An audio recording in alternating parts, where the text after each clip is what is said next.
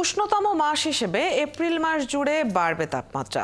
এর মধ্যে এপ্রিলের 10-12 তারিখ পর্যন্ত দেশের বিভিন্ন অঞ্চলে বৃষ্টি ও ঝড়ো বৃষ্টি হতে পারে বলে জানিয়েছে আবহাওয়া অধিদপ্তর। বৃষ্টি হলে অঞ্চলভেদে তাৎক্ষণিক তাপমাত্রা কমলেও তা আবার বেড়ে যাবে বলে জানিয়েছেন আবহাওয়াবিদরা। ঢাকা সহ সারা দেশে দিনের তাপমাত্রা সামান্য বৃদ্ধি পেতে পারে বলেও জানান তারা। এছাড়া আগামী 24 ঘন্টায় সিলেট, ময়মনসিংহ এলাকায় বৃষ্টিপাতের সম্ভাবনা রয়েছে।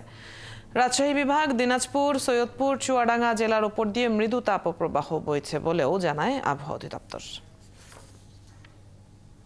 গতকালকে তাপপ্রবাহ ছিল রাজশাহী বিভাগ জুড়ে, এছাড়া জেলা ছিল দিনাজপুর, সৈয়দপুর এবং চুয়াডাঙ্গায়। তো এইসব যে এলাকা থেকে যদি বৃষ্টি হয় আজকে, তো যেহেতু সম্ভাবনা আছে এসব এলাকার কিছু কিছু জায়গা থেকে তাপপ্রবাহ কিছুটা কমে আসতে পারে। 5-6 তারিখে দেখি বৃষ্টিপাতের একটা স্পেল আছে। তো তখন সেই সময় তো ইস্টার্ন এবং সিলেট, চিটং বা ঢাকা এই মধ্য অঞ্চলে এইসব এলাকা এই সাইডে বৃষ্টিটা হওয়ার সম্ভাবনা আছে। আর এরপরে আর একটা স্পেল আছে 10 তারিখের দিকে, তখন অনেক বেশি দেশের অনেক অধিকাংশ জায়গায় বৃষ্টিপাতের সম্ভাবনা রয়েছে।